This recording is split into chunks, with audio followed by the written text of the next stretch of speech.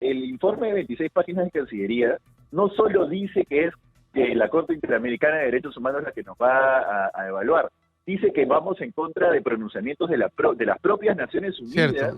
de la Convención de Viena, o sea que vamos en contra de la Convención de Viena y del Estatuto de Roma que crea la Corte Penal Internacional, y de pronunciamientos previos de nuestro propio Tribunal Constitucional que interpreta la legislación internacional para poder juzgar delitos de lesa humanidad.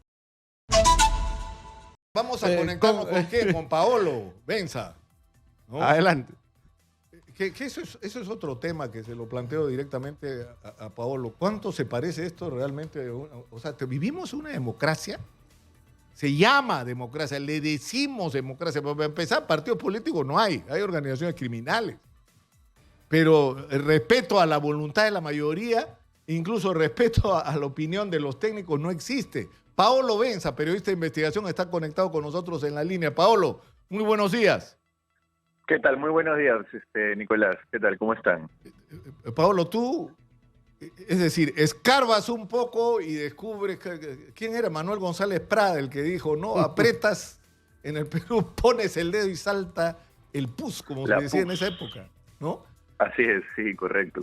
O sea, tú lo que has descubierto es que cuando se ha puesto en discusión el proyecto de ley, para empezar por lo de la lucha contra el crimen organizado, los especialistas decían, está mal, esto no puede proceder, los especialistas del propio gobierno, y se zurraron en ellos, es lo que tú has descubierto. Cuéntanos, por favor.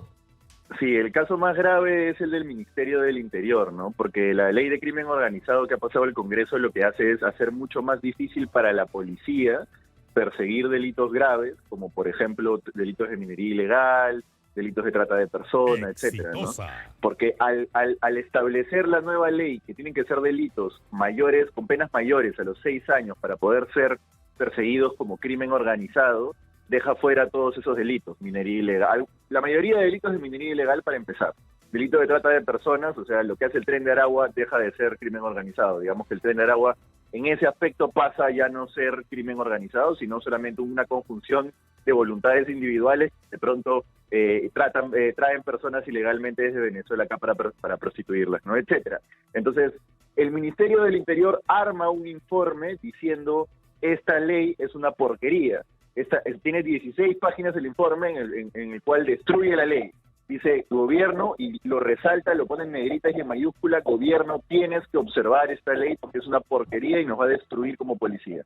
Y el gobierno lo que hace es mandarle un oficio a las personas que habían escrito esa ley diciéndoles que rehagan el informe, supuestamente de acuerdo a sus competencias, como si el Ministerio del Interior no tuviera competencias en leyes que tienen que ver con crimen organizado, y les dice, esto no es de su competencia, rehagan el informe, y los funcionarios tienen que rehacer el informe diciendo que no corresponde observar, no porque no piensen que corresponde observar, sino porque no está, entre comillas, dentro de su competencia, ¿no?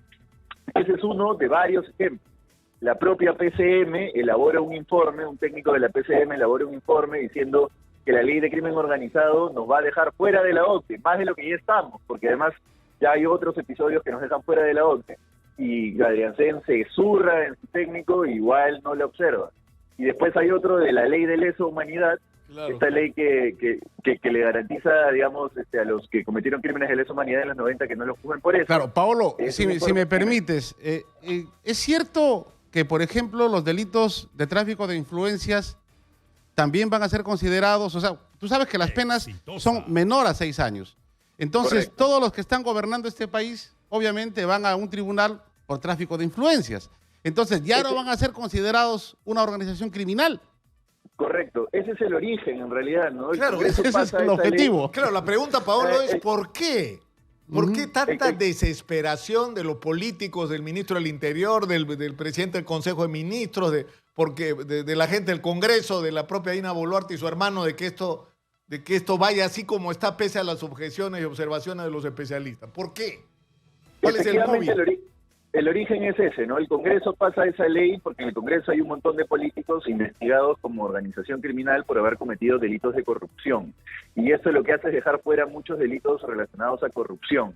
Y efectivamente el gobierno, no solo porque los familiares de la presidenta y además muchos de los ministros temen ser investigados luego por delitos de corrupción como organización criminal, sino porque además quiere contentar al Congreso para que no lo vaquen, para que no vaquen al gobierno, en que los congresistas no sean investigados por delitos de corrupción.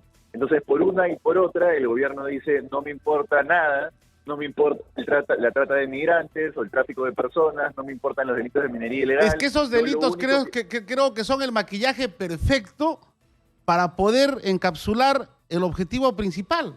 O sea, protegerse ellos para cuando salgan del poder. En ellos mismos. Lógico. Correcto.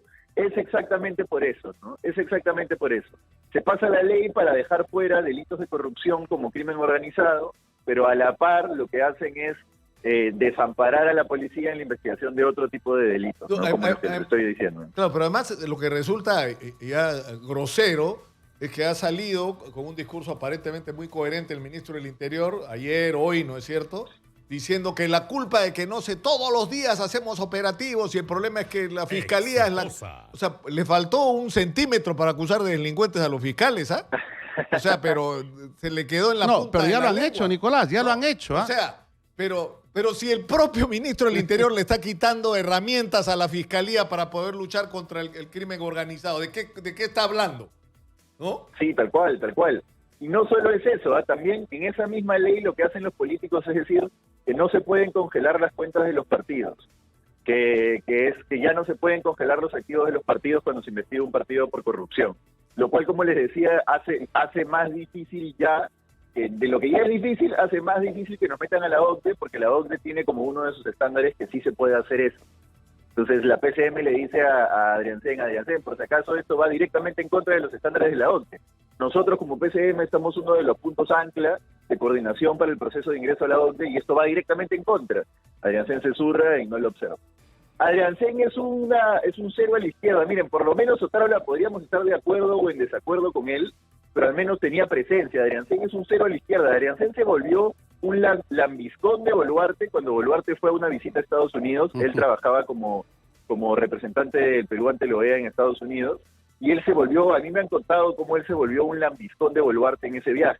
Se subía a su carro, le decía, presidenta, acá estamos para servirla, etcétera, etcétera. Y por eso es que lo traen de ahí y lo hacen premier, porque querían un tipo que lo único que haga sea agachar la cabeza.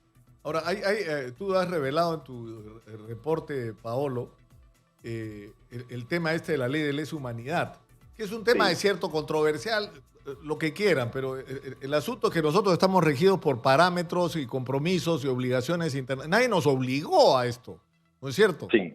O sea, tú eres parte de un convenio, suscribes un convenio, eres parte de un organismo internacional y eso supone que no solamente adquieres derechos, sino que asumes obligaciones.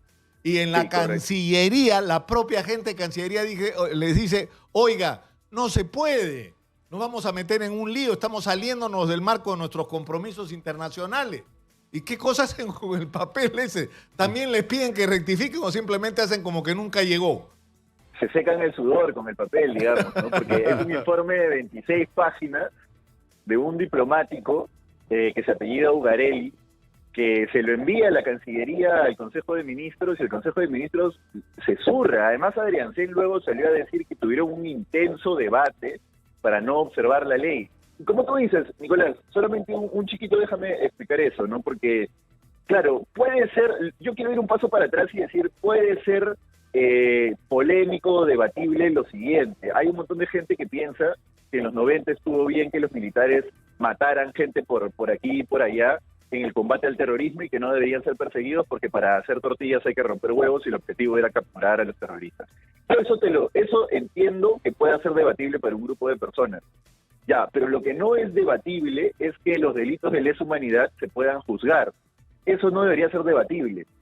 ¿Por qué? Por lo que tú dices, hemos suscrito una serie de convenios internacionales que garantizan que eso sea así. Y como se ha dicho infinidad de veces, lo que estamos haciendo ahora es que si en el supuesto negado de que hoy capturáramos a un nazi en Perú, no podríamos juzgarlo por delitos de lesa humanidad aquí en la patria, porque esa ley lo impide.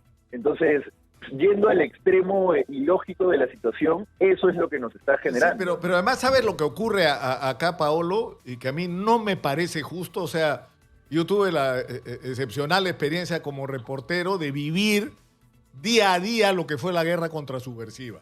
Y yo vi el proceso en las propias Fuerzas Armadas de lo que fue ocurriendo, porque los lanzaron al matadero sin orientación, con el Código de Justicia Militar en la mano, como toda norma para regir una práctica guerra interna. Y los militares cometieron errores, se hicieron barbaridades, es cierto, pero aprendieron de esa experiencia.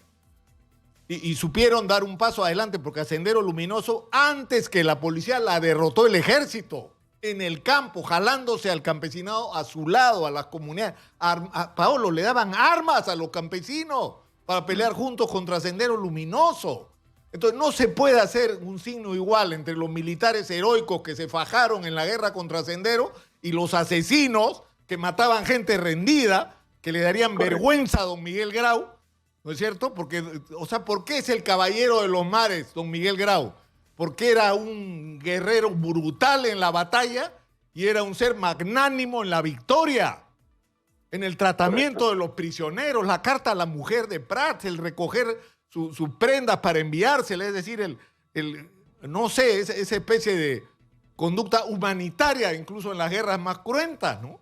O sea, de eso éramos ejemplos nosotros. O sea, ¿por qué diablos vamos a hacer un signo igual entre un asesino como Martín Rivas y héroes que yo conozco por cientos de las Fuerzas Armadas que se han fajado exponiendo el pellejo cada día frente a Sendero Luminoso? ¿Por qué? No hay derecho. De hecho, además, ya se ve, Nicolás, que los primeros que han pedido acogerse a esta nueva ley son 2 exmiembros del Grupo Colina, ¿no? Pichilingüe y Chucky. Y después también, digamos, estamos hablando de militares ancianos que no estaban en el campo sufriendo las consecuencias de la lucha contra subversiva, eran militares ancianos que mandaban desde atrás y avalaban las malas prácticas cuando estas se cometían, ¿no? Entonces sí, de acuerdo, totalmente de acuerdo en eso. Ahora, el problema va a ser que, digamos, alinearnos ahora, a partir de ahora, con los convenios internacionales. Vamos a ver qué consecuencias tiene para el Perú, ¿no? Porque la Cancillería por lo menos ya lo advirtió. Y lo ha advertido de forma bastante técnica. Ese informe está bastante completo. Pero Paolo, ¿hay la posibilidad que la Corte Interamericana de Derechos Humanos emita un pronunciamiento sancionando al Perú? ¿Y eso tendría alguna consecuencia más adelante? Sí, mira, la Corte Interamericana de Derechos Humanos definitivamente va a intentar hacer control sobre esta norma. Eso yo lo doy por descartado, pero cada vez más la Corte Interamericana de Derechos Humanos es más irrelevante para los países que la conforman, incluidos nosotros, ¿no? En términos de cada vez nos zurramos más en la CIDH, en la Corte de IDH, perdóname. Pero yo no voy solo a eso. El informe de 26 páginas de Cancillería no solo dice que es la Corte Interamericana de Derechos Humanos la que nos va a evaluar, dice que vamos en contra de pronunciamientos de las propias Naciones Unidas, de la Convención de Viena, o sea que vamos en contra de la Convención de Viena y del Estatuto de Roma que crea la Corte Penal Internacional y de pronunciamientos previos de nuestro propio Tribunal Constitucional que interpreta la legislación internacional para poder juzgar delitos de lesa humanidad. Paolo, tenemos que terminar lamentablemente por hoy. Las conversaciones contigo siempre son enriquecedoras. Y una vez más, Paolo, te felicito por lo que estás haciendo. No sé qué hay que hacer, Paolo, para ayudarte a que sigas haciendo lo que estás haciendo. Más espacio. Les invito a todo tu público, Nicolás, a que busquen La Contra Paolo Benza en YouTube y que nos vean todos los días. Y bueno, La Contra Paolo Benza. Ahí estamos. Sí, muchas gracias. Un abrazo. Y otra gracias, vez, Paolo. felicitaciones y muchas gracias por lo que estás haciendo. Paolo Benza, ustedes lo han escuchado.